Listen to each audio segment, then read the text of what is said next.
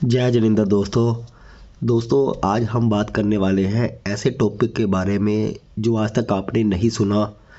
आप सिर्फ एक ही चीज़ को लेकर शुरू से एस्ट्रोलॉजी में चीज़ मानते आए हैं कि ऐसा होने से ऐसा होता है, लेकिन आज कुछ नई जानकारी मैं आप तक पहुंचाना चाहता हूं और इस जानकारी के माध्यम से आप खुद भी स्टडी करके देख सकते हैं। दोस्तों, हमारा एक टॉपिक चल रहा था, इंस्टाग्राम पर भी मैंने इसके बारे में जानकारी पोल के माध्यम से देने की कोशिश की थी और लोगों से वादा किया था कि इस पर मैं वीडियो भी बनाऊंगा और डिटेल में बताऊंगा। तो हमारा प्रश्न था कि भाग्य के कितने घर होते हैं, यानी किस्मत के कितने घर होते हैं। जी हाँ दोस्तों, आपको ये प्रश्न बड़ा अजीब सा लग रहा होगा क्योंकि सबको पता है कि किस्मत का एक ही घर होता है, वो है 9th हाउस। यानी जन्म कुंडली में जो 9th हाउस होता है वही हमारी किस्मत का घर होता है, लेकिन वास्तव में ऐसा नहीं है।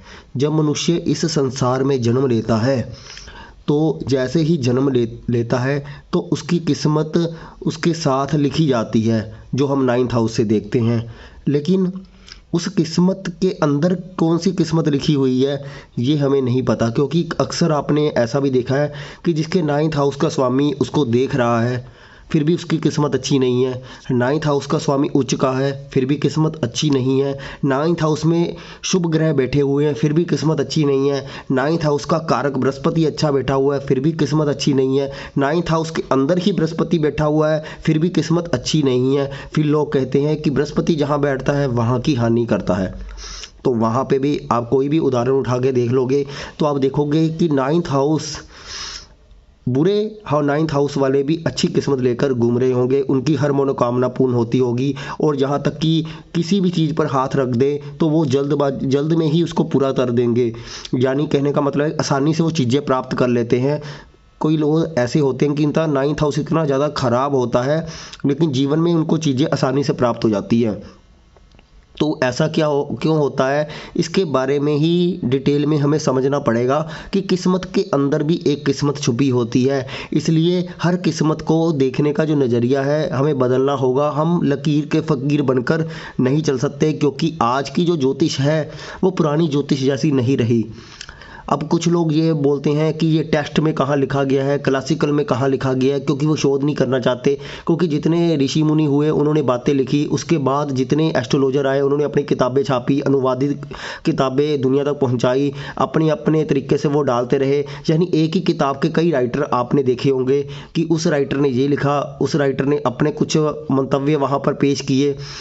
इसलिए कोई भी जो हमारी क्लासिकल टेस्ट है वो कई राइटरों द्वारा भी लिखी गई है। तो इसका मतलब है कि हर ने अपने विचारों को प्रस्तुत किया है, लेकिन ओरिजिनल पराशर जी क्या कह के गए हैं, जब भृगु ऋषि जी क्या कह के गए हैं वो तो किसी को नहीं पता। क्योंकि वो कहाँ से पता चलेगा, क्योंकि वो भाषा वो ग्रंथ ही हमारे पास नहीं है।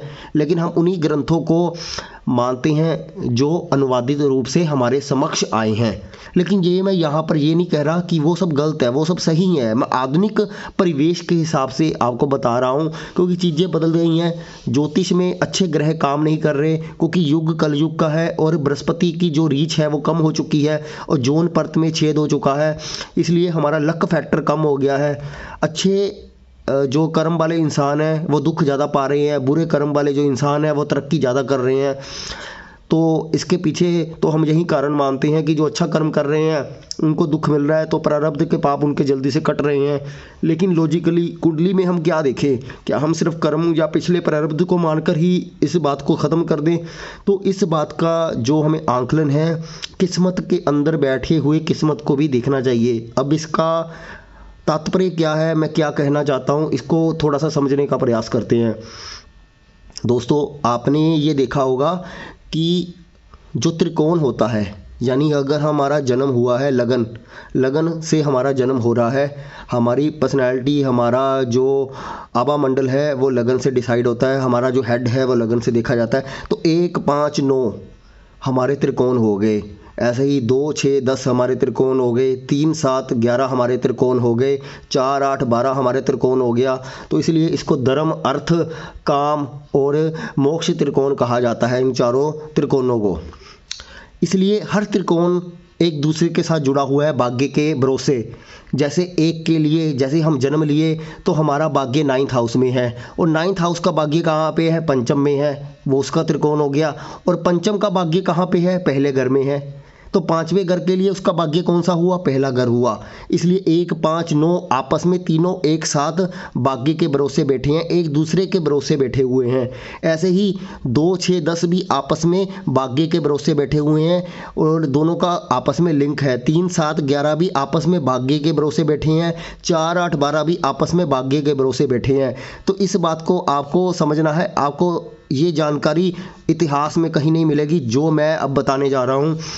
दोस्तों, आपको ये समझना है कि पहले घर के लिए आपका जन्म हुआ तो आपका जो शरीर है उसका भाग्य हमारा 9वें भाव में है, लेकिन भाग्य का भाग्य 9th हाउस का जो भाग्य है वो पंचम भाव में है। पंचम भाव का वो भाग्य है, यानी हमारी संतान का, हमारी विद्या का, वो उसका भाग्य हमारे लगन में ही छुपा हुआ है। उसके लिए 9th हाउस कौन सा हुआ? हमारा लगन हुआ। तो इस प्रकार से आपस में लिंक है। अब इसको मैं कुछ एग्जाम्पल के माध्यम से आपको बताता हूँ। समझ लो, दूसरा घर हमारे बैंक बैलेंस का है, हमारे धन का है, हमारे कुटुंब का है। तो दूसरे भाव के लिए भाग्य का भाव हुआ 10th हाउस, क्योंकि दूसरे से 9th हाउस पड़ता है 10th हाउस।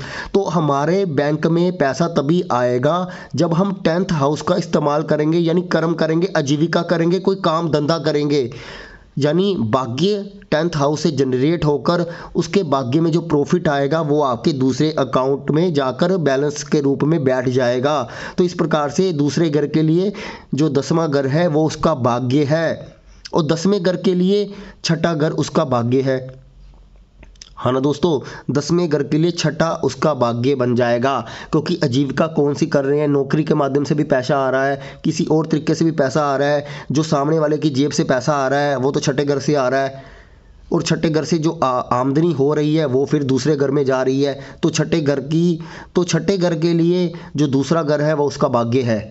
यानी जो काम धंधा हमने 6ठे घर से किया, आजीविका कौन से माध्यम से की, वो 10th हाउस था।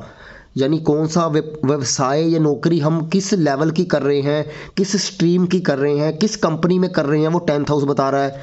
लेकिन नौकरी कर रहे हैं या धंधा कर रहे हैं वो हमें ये बता रहा है, और उसके अंदर आई हुई आमदनी हमें दूसरे घर से बताई जा रही है। तो इस प्रकार से 2, 6 और 10 आपस में मिले हुए हैं, 3, 7 और 10 आपस में मिले हुए हैं। अब 7वां घर हमारी शादी का है। शादी का भाग्य कौन सा हुआ? तीसरा घर हुआ, क्योंकि शादी में जब तक हम एफर्ट नहीं डालेंगे, तीसरा घर हमारी एफर्ट का होता है। तो शादी में जब तक कोई इंसान एफर्ट नहीं डालता तो रिश्ता नहीं चलता, और वो जल्दी तलाक उसका हो जाता है, क्योंकि दोनों तरफ से रिश्ते में एफर्ट, पराक्रम का होना जरूरी है। जब एक इंसान अपने एफर्ट छोड़ देता है, पराक्रम छोड़ देता है, तो उसका भाग्य खत्म हो जाता है और उसका शादी टूट जाती है और वो तलाक की दहलीज पर आकर खड़ा हो जाता है। तो शादी का जो भाग्य है वो तीसरा घर रहेगा दोस्तों, वो तीसरा घर रहेगा, और तीसरे घर का भाग्य 11वें घर रहेगा। जब हम एफर्ट लगाएंगे बहुत ज़्यादा तो हम 11वें घर से हमारी इनकम को बढ़ाएंगे, और इनकम बढ़ेगी तो हमारा भाग्य बढ़ेगा, तो हमारी एफर्ट को उसके रिजल्ट आने शुरू हो जाएंगे। तो इस प्रकार से हमारे जो जीवन में है आपस में सारे इंटरलिंक बन के जो चल रहे हैं। 11वें घर के लिए 7वां घर उसका भाग्य हो जाएगा। तो यानी 11वां बहुत ज़्यादा लाभ हमें कहाँ से होता है? बिजनेस से होता है। पार्टनरशिप भी करते हैं, बिजनेस करते हैं, डेली इनकम होती है वो 7वें घर से होती है। तो बहुत ज़्यादा महत्वाकांक्षाएं हमारे अंदर हैं, तो हम महत्वाकांक्षाओं को नौकरी के सहारे पूरा नहीं कर सकते, हम उसको बिजनेस के सहारे ही पूरा कर सकते हैं। बिजनेस से जो मोटी अर्निंग करके ही हम अपनी जीवन यापन को बहुत ज़्यादा बढ़ा सकते हैं। तो 11वें घर के लिए इच्छा पूर्ति और भाग्य का स्थान उसका 7वां घर रहेगा। इस प्रकार से चौथे घर के लिए जो भाग्य है वो 12वां घर रहेगा। यानी कुछ लोग अपनी धरती छोड़कर बाहर विदेश में चले जाते हैं, वहीं पर उसका भाग्य बन जाता है। या जो लोग प्रॉपर्टी खरीदते हैं, प्रॉपर्टी खरीदेंगे, पैसा खर्च करेंगे, इन्वेस्टमेंट लगाएंगे, वो 12वें घर से देखी जाती है, तो उसके लिए वो भाग्य बन गया। तो 8वें घर के लिए भाग्य कौन सा बनेगा? 8वें घर के लिए भाग्य हमारा बनेगा चौथा घर। तो हम गुप्त रूप से जो सिद्धियां करते हैं, गुप्त साधनाएं करते हैं, गुप्त ज्ञान अर्जित करते हैं, वो हमारे यहाँ पर आकर अंदर ही अंदर हमारे मन के अंदर विराजमान हो जाता है। मन के अंदर हम वो उसको अर्जित कर लेते हैं। उस सिद्धियों को हमारे मन के अंदर हम भगवान को बसा लेते हैं। जितने भी सिद्ध पुरुष होते हैं, तो मन ही एक मंदिर होता है। 8वें घर से चौथा घर ही उसका भाग्य है। तो 12वें घर के लिए 8वां घर उसका भाग्य है। तो 12वां और 8वां घर दोनों ही चाहे नेगेटिव घर मानी जाती हैं क्यों, लेकिन 12वें घर के लिए 8वें घर के बिना यात्राएं अधूरी हैं। तो जो हम कहते हैं ना संभोग से समाधि की ओर, ओशो कहता है, तो यही है 12 और 8 का मिलन। तो इस बात को आपको समझना है। जब इस रहस्य को आप समझ जाओगे तो आप देखोगे कि आपके भाग्य की जो चाबी है आपकी जन्म कुंडली में तो छुपी हुई है, लेकिन आपस में कनेक्टेड है। सिर्फ हमारा 9th हाउस ही हमारा भाग्य नहीं है, भाग्य के 12 ही घर है। हर घर का एक भाग्य है, यानी हर घर का एक भाग्य है। मैंने आपको बता दिया, पहले घर के लिए 9th हाउस, 9th के लिए 5वां घर और 5वें के लिए पहला घर। तो ऐसे ही हर भाव के लिए उसका भाग्य एक घर कोई ना कोई बनेगा। तो भाग्य के 12 घर बन गए। तो इस प्रकार से हमें उसको देखते हुए आगे बढ़ना है और अपने जीवन को उसके अनुरूप चलाना है। इसको और भी डिटेल में बताया जा सकता है, लेकिन अभी आप इसको समझने की कोशिश करें, फिर पार्ट 2 वीडियो में एग्जाम्पल के माध्यम से भी हम इसको बताने की कोशिश करेंगे अगर समय मिला और आप लोगों ने प्यार दिया तो। धन्यवाद दोस्तों, चैनल को जरूर सब्सक्राइब करें क्योंकि हम इतनी मेहनत कर रहे हैं, आप लोग प्यार दोगे तभी तो हम कुछ नया और इंटरेस्टिंग आप तक पहुंचाएंगे। धन्यवाद दोस्तों।